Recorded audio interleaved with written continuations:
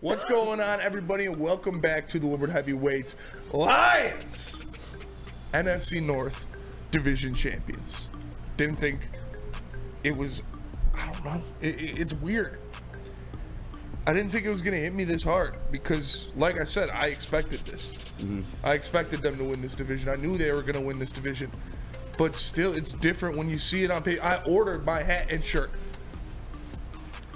I ordered the NFC North Champions hat. I ordered the locked-in NFC Champion long-sleeve t-shirt. Can't wait for those to get here. It's just an amazing feeling. And it starts from the top. To see how this organization went from Matt Patricia and Dan fucking Quinn, Bob Quinn, to Dan Campbell, Brad Holmes, and a division championship in 3 years is just amazing. And it starts with Sheila Hamp, and it starts with the front office. And I heard the morning show say it, which I really liked, that the three things you have to get right in the NFL are head coach, GM, and quarterback. And the Lions have the best head coach, GM, and quarterback combination in the NFC North. Yeah. By far. By far. And that's why they won it. So, I love it. I love it. Shouts out to all those guys. Shouts out to the front office. Sheila Hamp, Rod Wood, Chris Spielman, Ray Agnew, Brad Holmes. Everybody that had a piece in doing this deserves all the credit in the world. Yeah. Even we had to Mike sacrifice Disney. the Pistons to make it happen, but damn it, that's a trade I'll take. Worth it. Worth it. No, I shout out to guy Corey Woods who released it this weekend. I guess Mike Disney was the guy that kind of like discovered Dan Campbell after the league sent out like a couple candidates to look over. And once he saw that in the whatever video they had, he went straight to I believe it was who's the president's name? I can't think of it off the top of my head right now. I apologize. Rod Wood. Brought to Rod Wood. Sheila's like, yeah, let's bring him in. We absolutely have to bring this guy. Talking about Brad Holmes. Yeah. The day Campbell shot his shot. I mean, he spoke about it. I don't know if it was either post game or if it was when you spoke to the media today, but he had mentioned like this is probably like one of the only places. That's because you mentioned like shots like the leadership from top to bottom. Like, yes, I've been preaching Sheila Ford Hamp getting her flowers forever now. Yeah. And Dan Campbell Studio B. Put even yeah, exactly. He put even more perspective too, where he's like, yeah, that's probably one of the only places that would have gave me an opportunity as I am to be able to operate and function and run the organization as he is. And then like, you think about it. The NFL does go a lot deeper. And these sports franchises do go a lot deeper. You got the Yankees. You're not allowed to have any like facial hair or mustaches. Certain places they don't want you to dress up every single time. No, Dan Campbell's allowed to be himself. He's allowed to make the jokes. He's allowed to wear what he wants, whether he's coming in like in sweats or whatever to get the job done. Doesn't matter because they know he's going in and putting the work in. But Sheila's offered that. And that's just something like it's another piece of it that I guess hasn't really been up to us. But we should have known when she hit the media a couple years back when people wanted him fired. It was like, look, we know it's going to be a process. I'm allowing these guys to do the job, unlike Tom Gores. But anyway, she did so, and we're being rewarded with that. Like I said, man, it wasn't even like a winning point in the game. I mean, we probably winning at that point, but just the frame of those three guys, Jameer, Laporta, and J-Mo. Like you got Penny, Amon Ra. These are all guys in the past three drafts. Not just being it's sustainable, but it's only going to continue to grow. Yeah. You know what I'm saying? Like this thing's going to get better. And I know I was one of the guys sort of fit at the trade deadline because I wanted another piece because I wanted to contend now because I'm a big believer in Ben Johnson. I don't know what the team's going to look like beyond him. We're not going to talk about that today though. But I guess I see a little bit more of the vision. I guess I could try to be a little bit more patient because like look at what this guy's built in just such a short time. And not only just like the players and aspects of himself and the talent, but like the culture part of it too. Like these are like the Dan Campbell guys. And these are the guys that are going to be the vets at some point when the other new guys come in. And they're always going to have this story to reflect on. Like, look, man, when I got here, they were 3-13. When I got here, it was all bad. They're talking about firing our coach. When I got here, we fired 2 of our position coaches back-to-back years. Like, we overcame that. When I got here, we started 1-6. And then we almost made the damn playoffs. Would have made the playoffs. The Seahawks had fucked us over. Like, it's just establishing something that I feel could be sustained for quite a long time. And I just, it's truly special from that aspect, man. It really is. It really is. It's an amazing thing how much they've accomplished in such a short period of time. And if Brad Holmes can do with the defense what he did with this offense in 2 drafts, you're going to have one of the best rosters in the history of the NFL. Like, if he can do with the defense what he did with the offense in the next draft and a half, you're going to have one of the best rosters in the history of the NFL in a couple of years.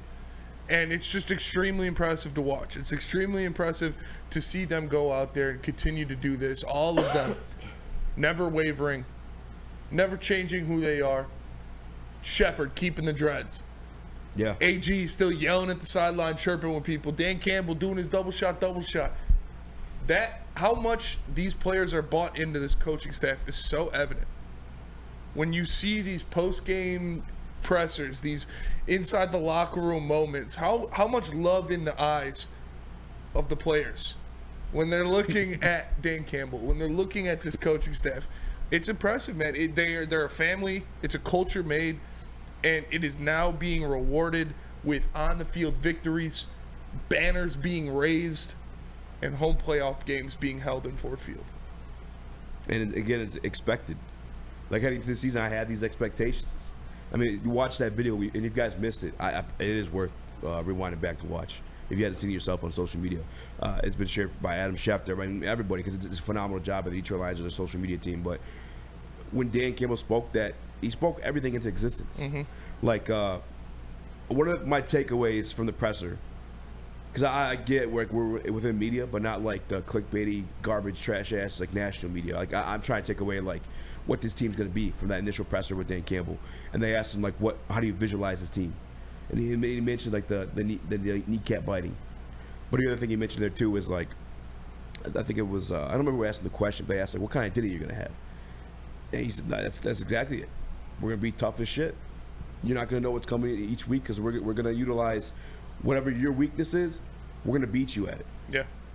And to a pulp at that point. And it's the way, it's the kneecap biting style.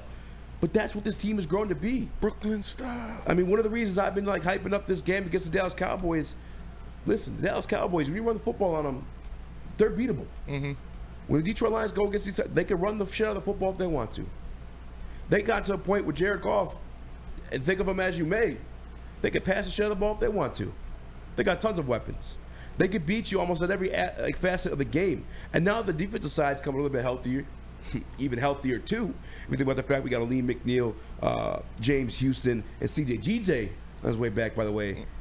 It's getting even healthier. You got to start seeing a lot more other scary shit we're seeing. But like, you see this defense come along as these pieces that like AG envisioned, or Brad Holmes envisioned. You see the defense start to come alive too. But this is exactly what Dan Campbell told us was going to happen. In the same way he told us that's going to be the style of this team. It's besting your worst asset. He's been saying when he told those guys to turn around and look at the back of that room. When's the last time you had a home playoff game? Check. When's the time you see a division win? Check. And when the first time I watched that video, when the goosebumps really hit me, when was the last league championship? 1957. Now I can't say check yet, but the way he's reading that off, and it's processing in your head like, oh shit, we did that. 1993, last division win or division title. Oh shit, we did that. 1957, last league championship. Dot dot dot. Dot dot dot dot. Dot dot dot. Dun dun dun. Cause here we come, motherfucker. Ah man, I fucking love this team, man. I love this team. I love Dan Campbell. I love Sheila Fordham, and I'm proud to be a Detroit Lions fan for like one of the rare moments of my life to be proud to be a Detroit Lions fan. One of the first times. It's not a fugazi either. It's a real deal. You can see it play out. You can see sustained success. Yes. In the future with the draft picks, with the young talent, with the players that you bring in. Like it's something that has set up for sustainability. So I'm extremely excited to see how far they can take it, how far they can push. And next goal, getting the 1 seed would be nice. Beating Dallas would be nice. Your next goal is to win a playoff game.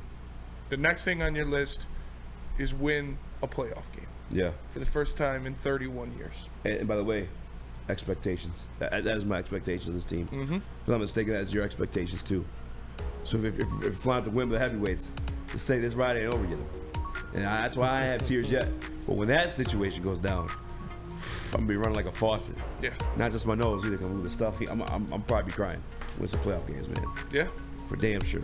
So a home playoff game too. It's gonna be crazy, man. But